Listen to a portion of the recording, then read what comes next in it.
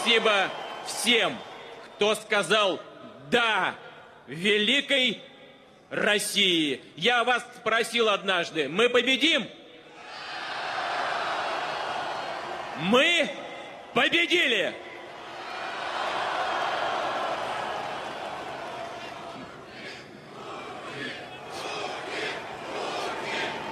Мы победили в открытой и честной борьбе. Но это были не только выборы президента России. Это был очень важный тест для всех нас, для всего нашего народа. Мы показали, что нам действительно никто ничего не может навязать. Никто и ничего. Мы показали, что наши люди действительно в состоянии легко отличить желание к новизне, к обновлению от политических провокаций, которые ставят перед собой только одну цель – развалить российскую государственность и узурпировать власть. Мы победили сегодня, и благодаря подавляющей поддержке подавляющего большинства наших избирателей одержали чистую победу. Мы будем работать честно и напряженно. Мы добьемся успехов. И мы призываем всех объединиться вокруг интересов нашего народа и нашей Родины. Я обещал вам, что мы победим. Мы победили! Слава России!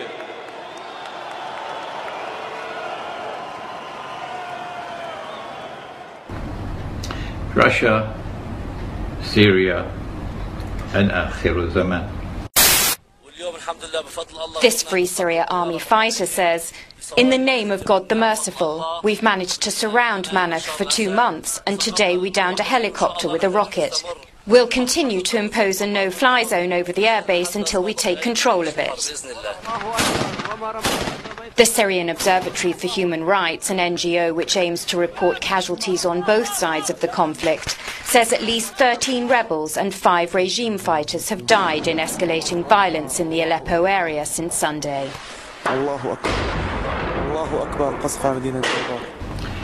There are many ways in which we can approach the subject of the Zionist attack on Syria. In my last lecture, I attempted to examine the validity of the view that a jihad is being waged in Syria. And I used the verses of the Quran to establish that you cannot wage a jihad with assistance from the enemies of Islam, with assistance from those from whom you are prohibited by the Quran from accepting assistance. I used Surah Al-Ma'idah, verse number 51, to point out that the Judeo-Christian alliance, which today is the Zionist Judeo-Christian alliance, which has NATO as its military arm, and Saudi Arabia and Qatar and Libya and Turkey as able and willing and enthusiastic members of that supporting and that NATO alliance, clients of the Zionist Judeo-Christian alliance, are actively supporting and funding and training people who are going into Syria to wage that so-called jihad. You should not be angry with me. No, when I point out that this cannot be a valid jihad, when support is coming from these people, weapons are coming from these people, financing is coming from the US Congress, openly, from France, from Britain, openly, they're doing it openly. And if you accept that support and that help and those weapons and so on, you cannot be waging a valid jihad. Don't be angry with me, this is facts. These are facts that I'm mentioning. The United States has decided that given the stakes, the President will now extend food and medical supplies to the opposition, including to the Syrian opposition's Supreme Military Council. So there will be direct assistance to them, though non-lethal. But then there are those who say we are not at all in any way connected with these Zionists, Saudi Zionists and Qatar Zionists and Libyan Zionists and Turkey's NATO ally, Turkey the NATO ally. We do not accept weapons from them. We do not accept money from them. We do not accept any help from them. Well, I want to suggest to you that a valid jihad cannot be waged alongside an invalid jihad being waged actually by the enemies of Islam. That's not possible. No thinking Muslim will attempt to wage a valid jihad alongside an invalid jihad. What will happen is that as soon as those who have the upper hand in power, and the Quran tells us it's Gog and Magog, they're the ones who control power in the world today. This is my eschatology. If you differ with me and you hold to the view that Gog and Magog have not been released and they're not the ones who control power in the world today, then could you kindly do something? And I'm speaking respectfully, not in any way derogatorily. Would you kindly at least show some integrity by going and searching for the barrier built by Zulkarnain, which is built of iron and blocks of iron coated with copper, and which should still be standing somewhere in the world today, high up in the sky, between mountains, if Gog and Magog have not been released? Don't come with this frivolous nonsense. And I make no excuse for that language. That the barrier is somewhere underneath the earth. That's Disneyland. Eschatology.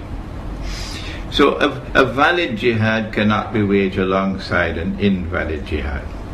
And when those who today are waging the so-called jihad in Syria with money from Saudi Arabia and Qatar and weapons and men from Libya and from Turkey and so on, when they gain the upper hand, and if, God forbid, they were to succeed and they were to bring down the regime of the Syrian regime, the first thing that they will do, my brothers, is to hunt you down.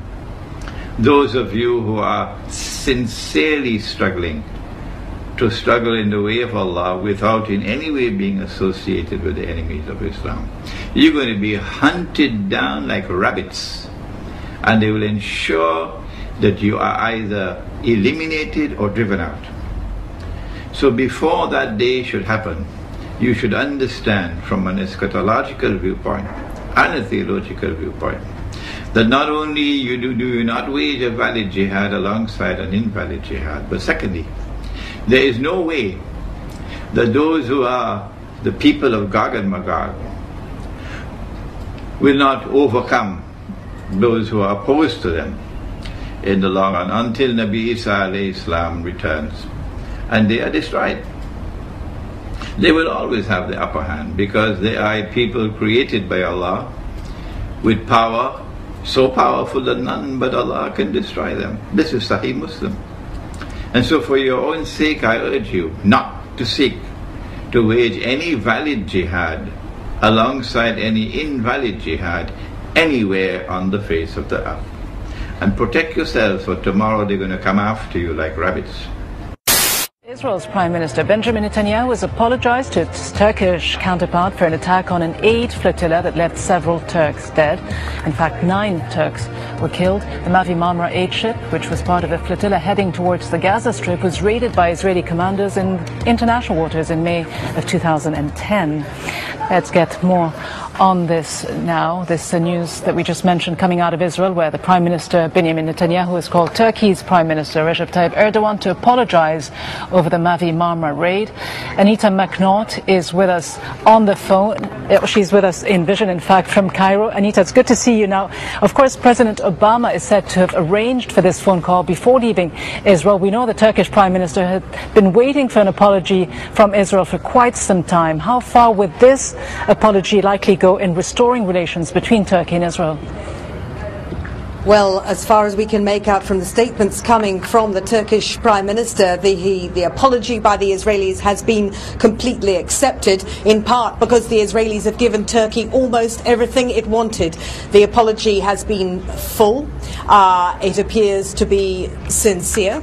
It talks about operational errors, which is what Turkey always said had happened, and it offers compensation to the families. About the only Turkish condition that the Israelis don't seem to have met at this point is a lifting of the siege of Gaza, the sea siege of Gaza that the Mavi Marmara, as part of that flotilla, went to try and break. But this is an extraordinary event and a completely unexpected one. Although if you look at the kind of trip that President Obama has been making in the region, you would see why he wanted to break this deadlock. This has been an enormously damaging schism between these two countries. Both countries have paid a price for it. And to have this resolved in this way is unexpected, but won't be unwelcome on either side. Israel wants to rule the world. And the recent Israeli apology to Turkey sends a message, which I mentioned in my last lecture, that they are now ready to provoke what will eventually become the Third World War, or what will eventually become what Nabi Muhammad ﷺ described as the Malhama. There will be Malahim ending with the Malhama al-Kubra. I said that it is likely to be a Turkish attack on Syria. NATO therefore attacking Syria because Turkey is a NATO member.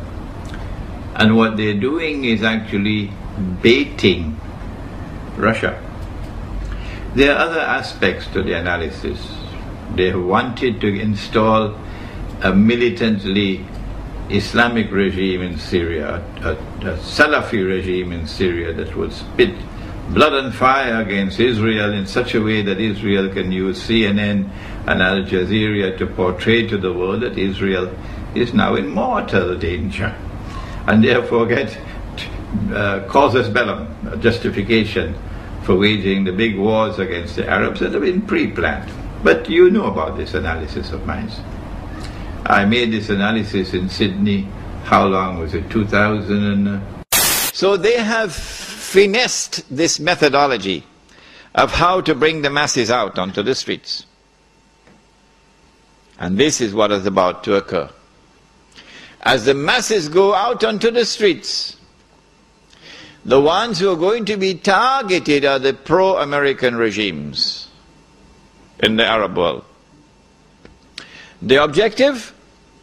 To get one or more of these regimes to fall through massive demonstrations, anti-American and anti-Israeli demonstrations. So in addition to that, what they're doing is baiting Russia. And today, if I may be able to do so, and if my words can reach to Moscow, today we from the world of Islam, about whom the Prophet ﷺ has said to us that we will make an alliance with Rome, we send a message to Rome. They're probably going to bait Russia with an attempt to slaughter the Christians of Syria. In the same way that one Sheikh, an elderly 84-year-old man, was shamefully assassinated with some 49 other people in a masjid while giving a khutbah. It was here, inside the Iman Mosque in the heart of Damascus, that a suicide bomber blew himself up, killing Sheikh Muhammad Saeed al-Bouti, thought to be in his 80s. At least a dozen worshippers also died in the early hours of Thursday evening. Sheikh Bouti was a prominent Sunni cleric and a staunch supporter of President Bashar al-Assad. He was a highly regarded religious figure in the region. He was a prolific author and had a huge following, especially amongst Damascus and Aleppo Sunni communities. He was considered an ally of the Assad family rather than someone paying lip service. And because he was Sunni, his support of the Alawite Syrian leaders current President Bashar al-Assad and before his father, Hafiz al-Assad, was considered crucial. Historically, Bouti was a strong opponent of the Muslim Brotherhood movement seen as a threat to Assad's rule. When the Syrian revolt began, Bouti became a strong vocal critic of the armed rebels. Less than a month ago, he called on young Syrians to join the government armed forces to defend their country. Shamefully on you, shamefully. If in your heart there is no regret, if in their heart there is no pain and anger against those who committed this act against that elderly Sheikh who was a learned scholar of Islam, I say to you, wait until you go in your grave, and then you will learn to your surprise that you have no Iman at all. None. Not even the weakest of all.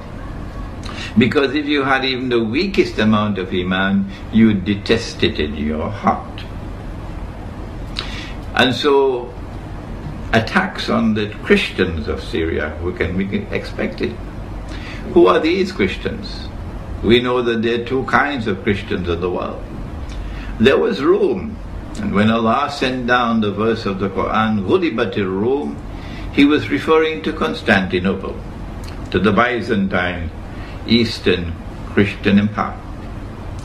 But then, I think it may have been about 100 years or so after the Quran came down, that there was a split, a schism, and part of that empire, part of that Christian world broke away and went and formed their headquarters in the Italian city of Rome, from where Rome had emerged in the first place to move to Constantinople.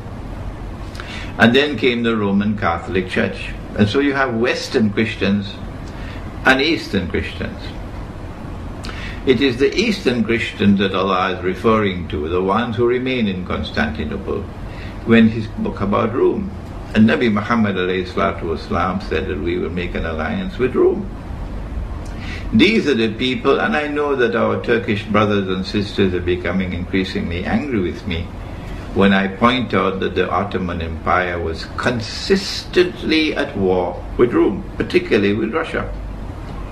You have to prove to me that in every instance that the Ottomans took up arms against Rome, they were doing so in a manner which conformed with the Sharia of Islam, which prohibits offensive warfare, prohibits aggression, prohibits the use of jihad to expand a territory. Not at all, not in Islam. We never fight except in response to aggression or to remove oppression. We never fight unless it be in response to aggression or to remove oppression. And there's a methodology for the removal of oppression, but we don't have the time to discuss that today. And so Rome is Russia today. And we're going to make an alliance with Rome, said the Prophet ﷺ. Yes, I know that the hadith goes on to say many other things, but it does say, you cannot deny it, that we are going to make an alliance with Rome, and Rome is Russia. If Rome is not Russia, hatu burhanakum. Come on, bring your proofs. And let us argue the question in a very civilized way, in a scholarly way. Rome is in the Quran, and therefore it is from the Quran that we must first derive our definition of Rome. And Rome in the Quran is Constantinople, and Constantinople has moved to Russia. If we are to form an alliance with Rome, then it is with the Eastern European Christians that we're talking about. And the Christians in Syria belong to Rome, not to the Roman Catholic Church. Most of them belong to Rome. There may be some who have their alliance with the Roman Catholic Church, but they are, I believe, in a minority. And so if these Christians are attacked and slaughtered in Syria, it will provoke a response from Russia. This can be one of the ways, one of the sinister and shameful ways that Russia can be baited. The other way, of course, is for a full-scale launch, a full-scale Turkish attack launched on Syria. And then when Turkey launches an attack on Syria because Syria and Iran have a defense treaty. Iran will now be also part of the war. Iran will attack Turkey. And it will only be a matter of time, I believe, will Russia will be drawn into the war. And so today, we want to send a message from Islamic eschatology to Russia, and to remind Russia that the Bolshevik revolution did not happen by accident. No. It was part and parcel of a diabolical planning that was meant to stab Russia in the back, and you know what I'm talking about. On the eve of the First World War, they planned for you. From the front door, Britain and France reached out to Russia for an alliance. Britain and France had already made an alliance. And then when they convinced Russia to join the alliance, it became the Triple Alliance.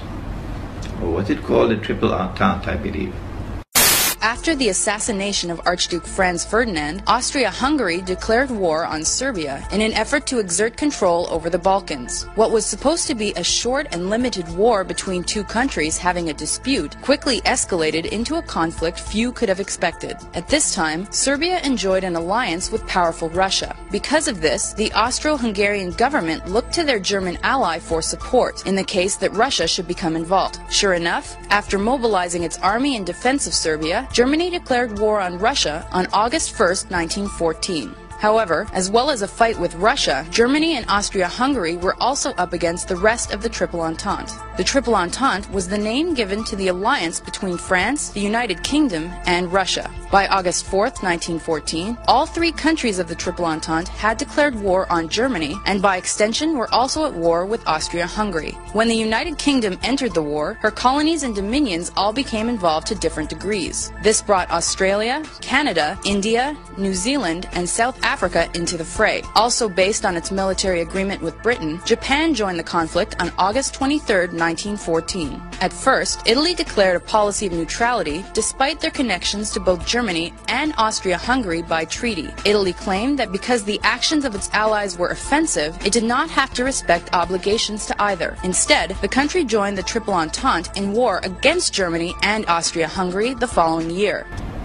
But part and parcel eventually of that which was used to bait Russia, to lure Russia into the alliance, was the perception of the Ottoman Empire being on its last legs. The Ottomans had been beaten in the Balkans, and they were now vulnerable because of the loss of the European territories of the Ottoman Empire. Constantinople was vulnerable from a Bulgarian attack, for example. And because of that perception of weakness on the part of the Ottoman Empire, the sick man of Europe they called it, they felt that Ottoman Empire was ripe for the plucking. And so they offered Russia, if you will join with us in the alliance, then we will give you Constantinople. We'll allow you to get Constantinople. The whole of Rome had been longing to get back Constantinople since the Ottoman Sultan Muhammad Fatih had conquered Constantinople. And he had added salt to the wound of the loss of the capital city of Rome, Constantinople. He had added salt to that wound in what I declared to be a disgraceful act, and I have no need to change that word at all. I'm fully conscious of what I'm saying. I'm 71 years of age. I have spent my life in the study of Quran and the Hadith, in the pursuit of Islamic knowledge. And so I have some credentials to speak. And it is with full knowledge I say it was a disgraceful act to take Hagia Sophia, the foremost cathedral of Christendom, of Eastern Rome, and transform it into a masjid. The best look at ancient Constantinople is a church-turned-mosque that's been considered among the greatest houses of worship in both the Christian and Muslim worlds.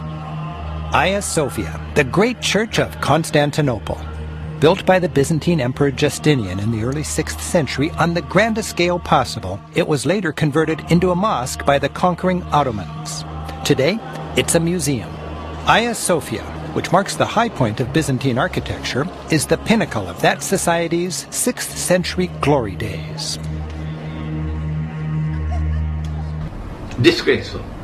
And so that added salt to the wound. It created hatred in Eastern Europe and Russia, eternal hatred for Islam when you did such a thing. It's like a stab in the very heart of Eastern Europe, Rome. This is what they did. And so when Russia was offered Constantinople by Britain and France on the eve of the First World War, the Russians were very pleased to accept that offer. And then the First World War commenced on cue, as though it was pre-planned. In fact, it was pre-planned. When they had offered to you Constantinople through the front door, Russia, are you listening? Guess what they did through the back door? These people who are duplicitous in their conduct, who are deceptive, who speak with forked tongues. And Russia, remember that Israel has a PhD in deception. And Israel is going to act in precisely the same way that Britain and France acted. What they did was to attack Russia from the back door when the Russian troops were very close to Constantinople. The reason for the change of heart was 1915's secret Treaty of London, which promised Italy significant territorial gains at Austria-Hungary's expense after the war had finished. The Ottoman Empire was pulled into the conflict after harboring German ships that went on to attack a Russian port. And then, in order to prevent Russia from taking Constantinople, which they had offered you through the front door, what they did was to plan and to execute the Bolshevik Revolution the way that they planned and executed 9/11. There is research to be done, but I guess the Russians already know what I'm talking about. Eastern Europe knows already what I'm talking about. The connection, for example, between Wall Street and the Bolshevik Revolution.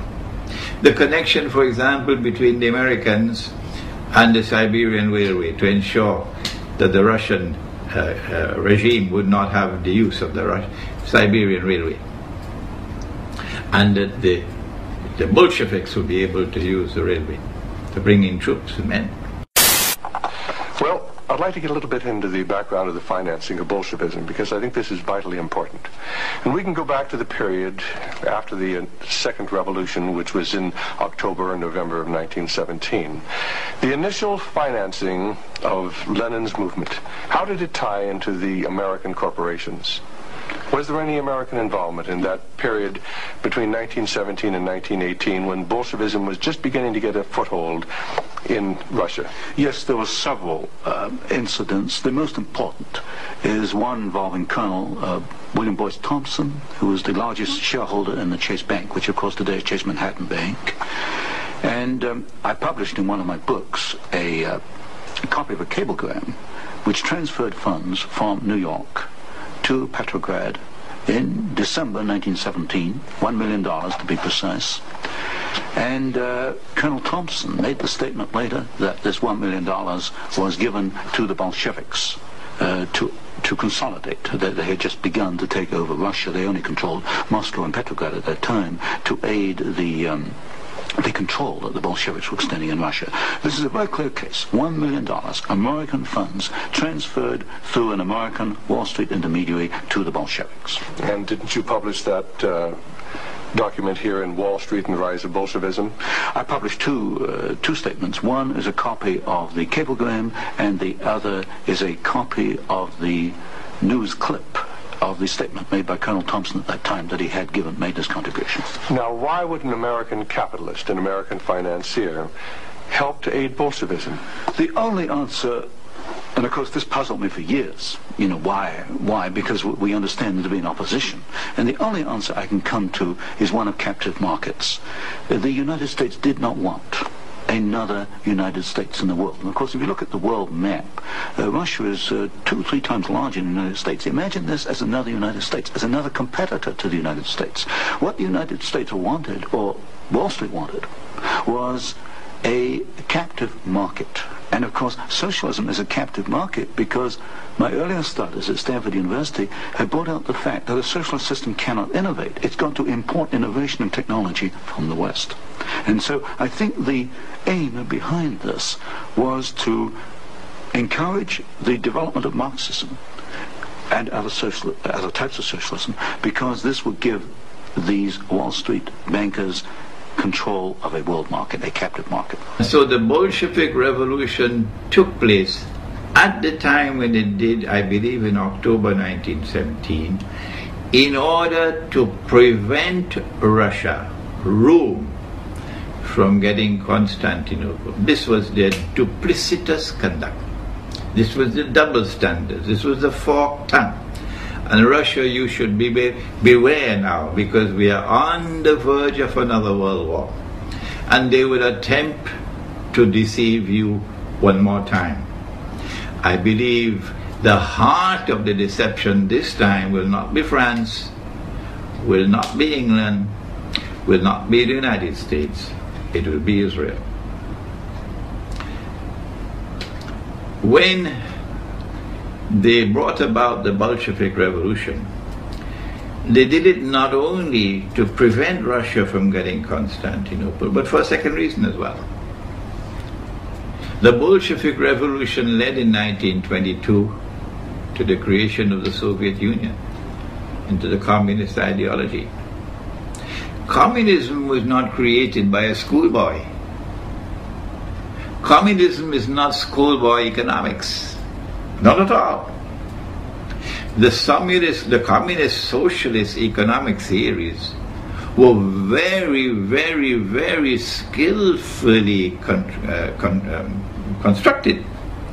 Can you tell us about the 5-year plans and the part that the major American corporations, major world corporations played in building up the Soviet Union? Well, there are 2 separate phases here. The new economic policy was started in 1923 by Lenin, and I found, and I published this in my first book from Stanford, that every single Russian industry was rebuilt or restarted by foreign corporations, mostly German, British, French, and American. By 1928, Russia was back to approximately its 1913 industrial output. And at that point, she began to think of these grandiose 5-year plans. And in 1928, Gosplan, which is the Russian government planning commission, actually designed an initial 5-year plan, but this was thrown out, it was inadequate, and American corporations were brought into Russia. And the first 5-year plan and the second 5-year plan were actually designed in the United States by American corporations. It brought about what may be described as more egalitarianism in the economy. For example, the gap between the rich and the poor was brought down, made so small. The Russians today must be looking back at the days of the Soviet Union with nostalgia, because today in Russia it's gone so high. The rich are so rich and the poor are so poor. The gap is so high. They did it because there was some merit in the communist or socialist ideology. But they had state control of the economy and a dictatorial regime. And it was an atheist regime. And its mission for which it was constructed was to destroy the Christian foundations of Russian society and of Eastern Christian Europe.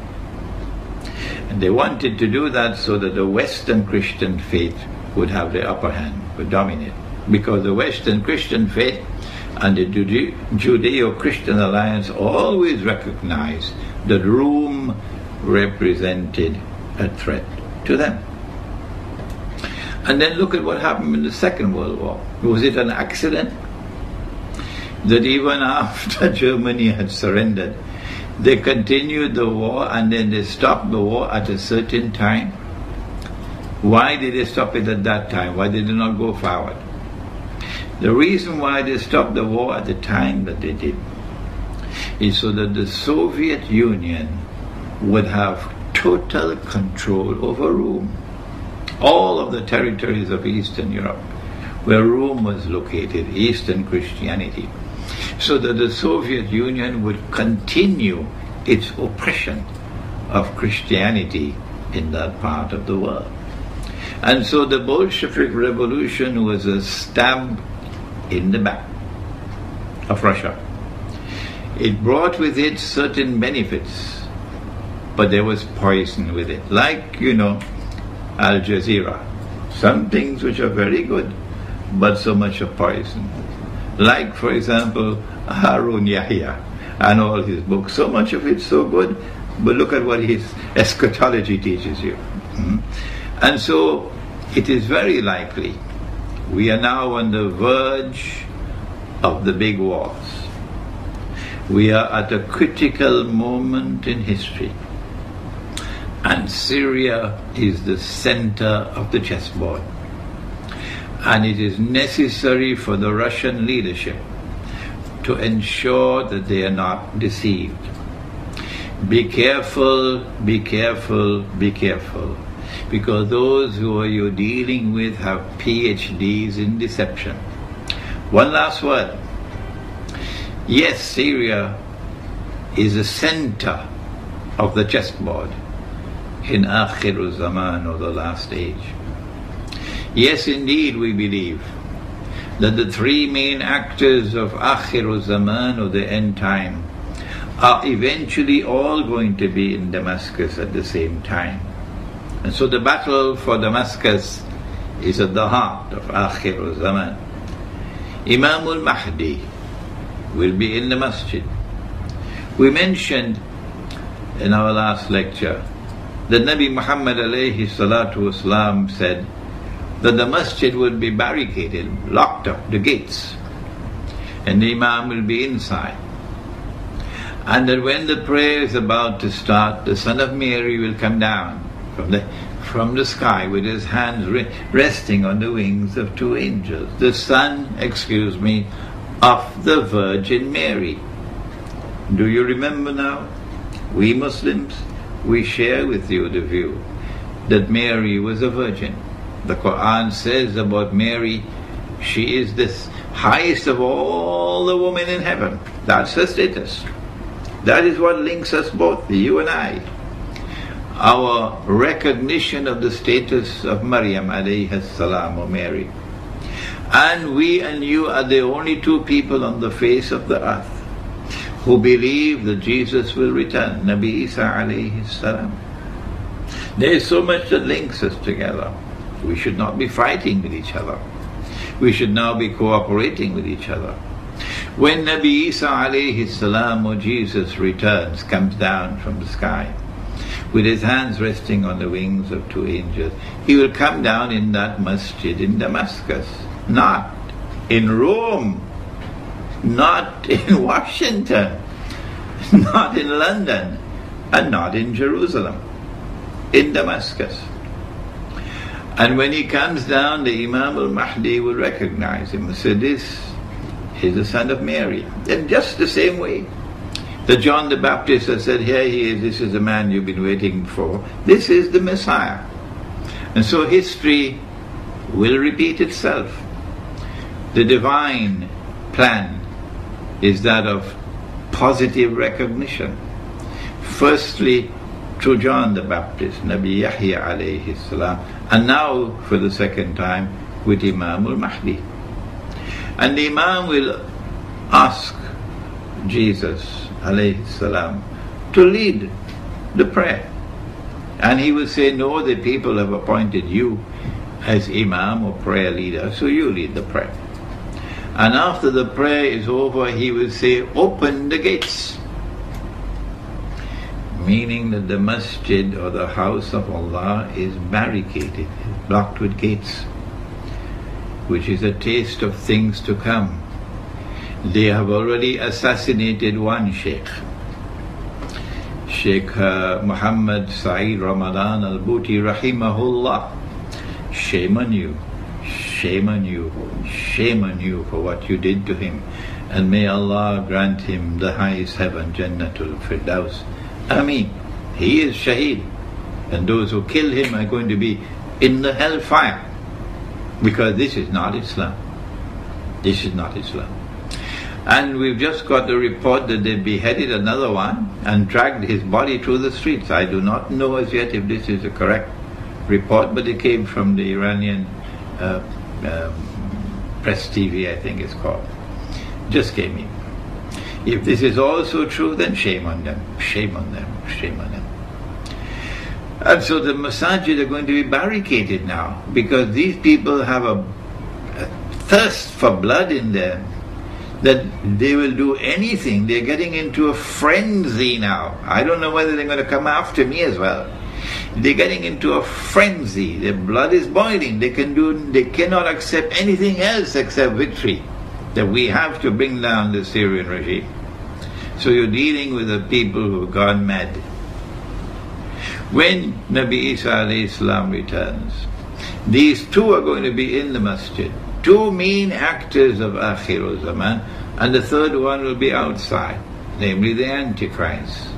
Every Eastern European Christian knows about the Antichrist, Dajjal, the false Messiah. And so all three actors of Akhir Zaman, three main actors of Akhir Zaman, individuals that is, Gog and Magog groups, these are three main actors of Akhir Zaman, are all going to be in the same place, in Damascus. And so the struggle for Damascus is intricately linked with Akhir Zaman, the end time. And Russia has to be very careful. I mentioned in my last lecture that there is a methodology for the study of the Quran which allows us to recognize multiple meanings for the Quran. That an event took place and the Quran referred to that event, but that does not restrict it to that particular moment in space and time. That the Quran can have other applications as well. And I pointed out to you the verse in which Ibrahim alayhi salam, or Father Abraham, was commanded to sacrifice his son, his only son. At that time, only Ismail alayhi salam was his son. Nabi Ishaq alayhi salam was born later. But that's a difference between us and you, which we attribute to the changes which took place in the Torah. I have a book entitled The Religion of Abraham and the State of Israel, a view from the Quran, in which I have offered a Quranic explanation of these problems that exist between us. It is at that time when Nabi Isa alayhi salam returns and the attack takes place, that we will see forces unleashed which will take us to the end time. Russia has to be very careful, because if an attack takes place on Syria and Russia is lured into the war, our understanding of the Quran is that the verse of the Quran which is located in Surah Al-Rum, or the surah which is named after the Eastern Orthodox Christians, which begins with the verse Ghulibatir Rum, Rome has been defeated, but then goes on to say وَهُمْ مِنْ بَعْدِ غَلَبِهِمْ سَيَغْلِبُونَ. I mentioned in my last lecture that this actually took place at that time while the Prophet Muhammad ﷺ was alive. The Rome was defeated, and then within bid'ah sinin, 3 to 9 years, Rome overcame the Persian Empire and emerged victorious. And I suggested that this is going to be repeated in the end time. that when Russia is baited into this war, which is coming, which is around the corner, while so many of the scholars of Islam are either asleep or drinking Tetari, I don't know why, they will not comment on contemporary affairs using the Quran and the Sunnah. I don't know why. When Russia is baited into this war, and the Russians are ready and willing, when President Vladimir Putin was flying back from the conference in Durban, at 3 o'clock in the morning he gave the order for a naval exercise in the Black Sea. 3 o'clock in the morning. President Vladimir Putin has been watching Russian military maneuvers in the Black Sea region just hours after he ordered the snap exercise. Officials in Moscow said the surprise move was to keep personnel on their toes and to test the capabilities of the hardware. But it also sends a powerful military message to Russia's neighbours and the West. The Black Sea coast includes Georgia, Ukraine, Turkey, Bulgaria and Romania. A military spokesman said 36 warships would take part, along with an unspecified number of aircraft, but he didn't say how long the war games would last. Russia's Black Sea Fleet is based in the former Soviet port Sevastopol, a vital stepping-off point for a war against Georgia in 2008. These exercises are in neighbouring Krasnodar. It's perhaps no coincidence that US forces are also in the region training with Georgian troops on an operation that became an annual event after that conflict. Around 350 US Marines have been helping troops prepare for deployment to Afghanistan, where Georgia has had a contingent since 2004. It underlines Georgia's desire for closer ties with NATO. And Russia is going to be lured into the war. And we are standing at the doorstep now of that great war, which is going to lead to many other wars. The message we have to send to you today, if our interpretation of the Quran is correct, is that you should not be dismayed by any initial setback or defeat. But that if we are correct, that you will eventually overcome the NATO forces. And that victory will come at the time when you join with us in that alliance, and that alliance conquers Constantinople. This is what Prophet Muhammad has prophesied. Allah's blessings be upon him. He has prophesied that we will conquer Constantinople. It is time for Turkish Muslims to listen to me dispassionately. Put aside all your nationalist fervor and listen with thinking intact. That the conquest of Constantinople prophesied by Nabi Muhammad ﷺ has not as yet taken place. It is still to come. And at that time when it comes, and every Turkish Muslim who despises Turkish membership in NATO, which despises Turkish military alliance with Israel, which despises Turkish economic ties with Israel, where we were buying so many weapons from Israel. You despise that, and you are opposed to Zionism. Every Turkish Muslim will on that day join in the army, about which the Prophet said, لَتَفْتَحَنَّ الْقُنْسْتَنْتِنِيَّةَ, you'll most certainly conquer Constantinople.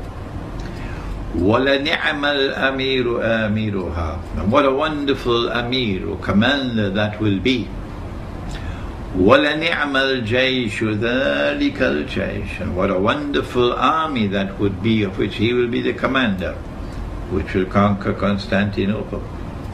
Not only would the Turkish Muslims be members of that armed force which will conquer Constantinople, those Turkish Muslims which despise NATO, but the whole world of Kurd, the Kurdish people who have been oppressed, those Kurds who have been oppressed, and who still, like Salahuddin Ayyubi, have the love of Islam in their hearts.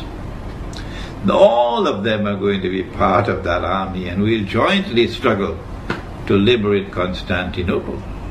The liberation of Constantinople is part and parcel of the grand scenario which will witness Rome being victorious over its enemies.